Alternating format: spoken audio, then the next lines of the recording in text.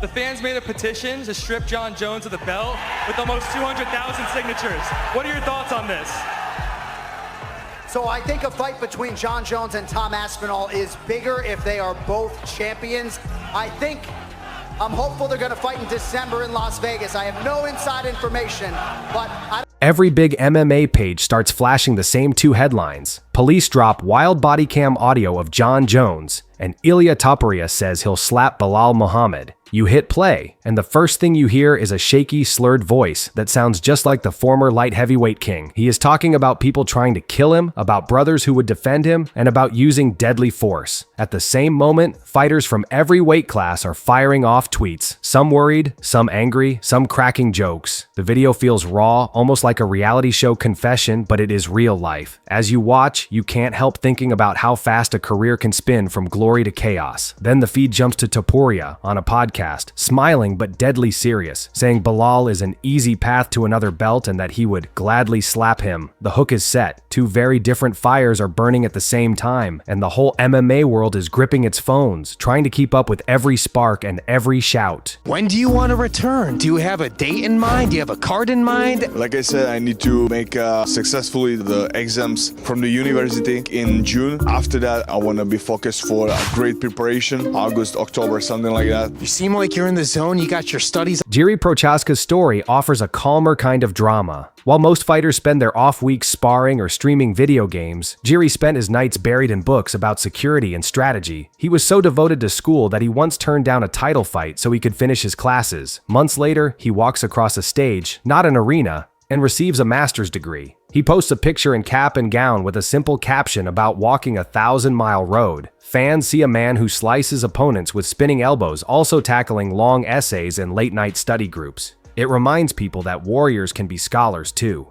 Now that his diploma is in hand, he tells reporters negotiations for his next fight can begin. The degree is not just paper, it is proof of discipline. That same steady focus will likely appear the next time he steps into the octagon, and supporters are already wondering who will face this new, upgraded version of Jiri. You think the Jon Jones versus Aspinall fight happens? For sure. Jones is saying publicly that he's kind of being like iffy online about it. I want to say I want that fuck you money. He don't need to fight anymore, you know? If he fights, he's honest. Like, this is what I need to go inside that octagon and put the performance you Ilia Topuria's interview goes viral because he mixes respect with trash talk in a way that feels fresh. When asked if Jon Jones is scared of Tom Aspinall, Topuria shakes his head. He lists the legends Jones has beaten and says a man who ruled 2 divisions for 10 years has no reason to duck anyone. He compares that to a past moment when he believes Islam Makhachev sidestepped a fight with him. The contrast, he insists,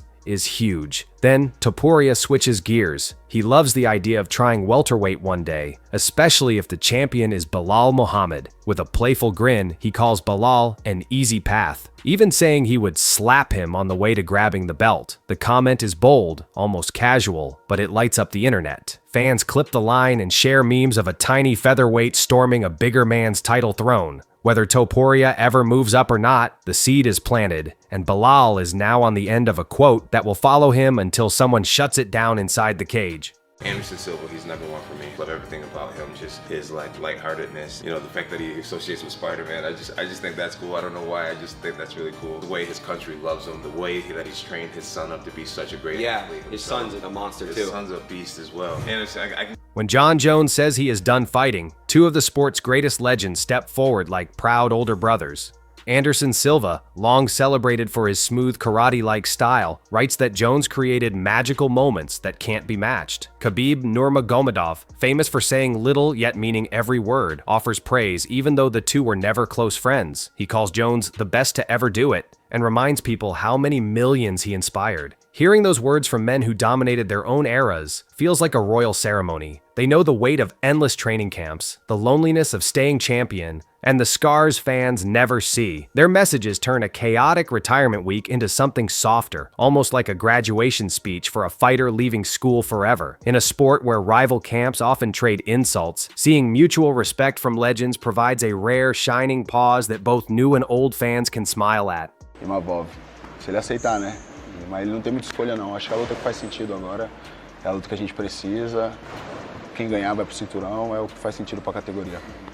Eu vou pedir para ser 5, porque eu acho que é o que faz sentido, né? São dois caras que vão pro cinturão, então faz sentido eles lutarem. Far from the bright lights, matchmakers quietly set up a middleweight showdown for the UFC's return to Paris. Nasruddin Imavov versus Caio Borralho. Imavov, who lives and trains in France, posts a cheeky note saying, "This is not AI," poking fun at doctored pictures and deepfakes. Borralho answers with his own promise to meet him soon. The fight itself might not headline, but for French fans it means a local favorite will walk out to cheers in his adopted hometown. Both men are known for sharp striking, blended with smart grappling, which often makes for non-stop action. People remember Imavov's head kick knockouts and Borralho's slick back takes. Having them on the same card brings depth to an event already buzzing because of last year's roaring Paris crowd. For fighters climbing toward the top 15, a win here could tip them into bigger paydays and perhaps a main event slot down the road. Quiet announcements like this one often set the stage for tomorrow's highlight reels. At this point right now, I can kind of see Jon Jones just trolling the hell out of like Tom Aspinall, dude. Like I can see him like signing it, doing 5 months and then just retiring. I think he's trolling him at this point. It's rough. Aspinall's just... Robert Whittaker's reaction to Jones' retirement is gentle but puzzled. The former middleweight champion, usually soft-spoken, says the announcement felt strange. It dropped in the middle of the night, after a routine fight night card without fanfare. On top of that, legal news about Jones arrived at nearly the same time, muddying the message. Whittaker admits it all seems messy and says he prefers to stay out of it. Yet he brightens when the topic shifts to Tom Aspinall. In his mind, Aspinall was already acting like a champion, defending an interim belt and staying busy. Now that the heavyweight picture is officially his, Whittaker is simply happy to see the division moving again. His words show how fighters notice the business side of the sport just as much as the punches. Clear titles and active champions give everyone a target. Confusing announcements do the opposite. Whittaker's viewpoint echoes what many fans feel: respect for Jones, but frustration at how poorly the news was handled. He is a duck, that he's ducking Tom Aspinall. It's not about you, John. It's not about your life. It's not about your story. If you want to enjoy your life, if you want to take that money and delay things and hold someone else's dreams back from becoming a reality, that is ducking. Ariel Helwani, known for direct questions and stronger opinions, calls the UFC's handling absurd. He rattles off all the ways the promotion could have made Jones's retirement and Aspinall's promotion feel huge. A press conference in Las Vegas, a belt presentation in front of fans, a primetime announcement during a pay-per-view. Instead, it slipped out as a side note during a late press scrum in Abu Dhabi's early morning hours. Helwani compares it to Michael Jordan's retirement press conference, packed with media from every corner of sports. He argues that the heavyweight title is supposed to represent the baddest man on the planet, so its passing should be treated like a crown ceremony, not a whisper. His rant resonates because he voices what many silently thought. The biggest stories deserve the biggest stages. By lowering the moment's grandeur, the UFC risked making its own belt feel cheaper, a move that could hurt the brand and the fighters who bleed for that gold. Suspect number one, and I got to see this firsthand, was Jon Jones. He was in the UFC, I was still at Cortland. We went to school at SUNY Morrisville, that's where I first met him. I would see this man a week before his fight. Him at the bar, going nuts. And that weekend, he would just murder a guy on international TV. Yeah. Aljamain Sterling steps in to defend Jones against claims of cowardice. On his podcast, he explains that ducking is what young, unproven fighters do when they fear losing their spot. Jones is nearly 40, already cemented as a legend.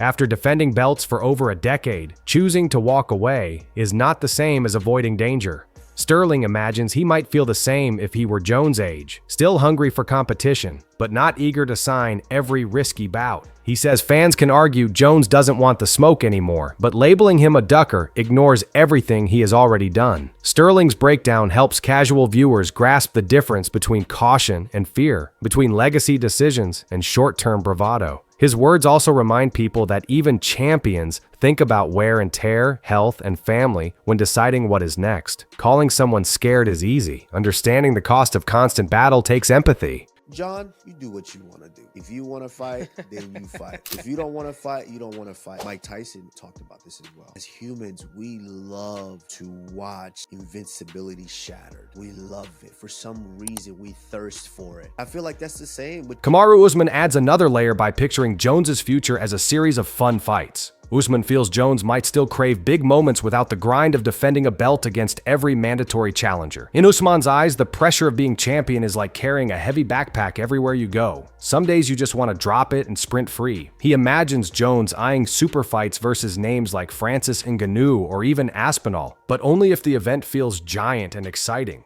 Not required. Fans know Usman did something similar, taking a bout with Khamzat Chimaev at middleweight just for the thrill. The idea makes sense. Jones could pop back in, headline a stadium show, earn a massive paycheck, then vanish again. It may frustrate purists who love rankings and order, yet star-driven matchups often sell the most tickets. Usman's take paints Jones as a man who might be closing one door only to peek through another, looking for the next epic challenge that makes his heart race. The police body cam audio lands like a punch no one expects. Officers answer a call from someone claiming Jon Jones was driving and making scary threats. The recording plays out with a shaky connection, bits of confusion, and words that sound slurred. The voice talks about brothers ready to kill, about evil people watching, and about listening devices. At one point, the caller says he can have someone eliminated. Officers treat the statements as actual threats, noting the man seems intoxicated. Hearing it feels eerie, because fans are used to Jones's calm, measured interviews, not this raw, disjointed speech. The footage does not show a fight, but the danger feels real. It also lines up with reports that name Jones as being involved.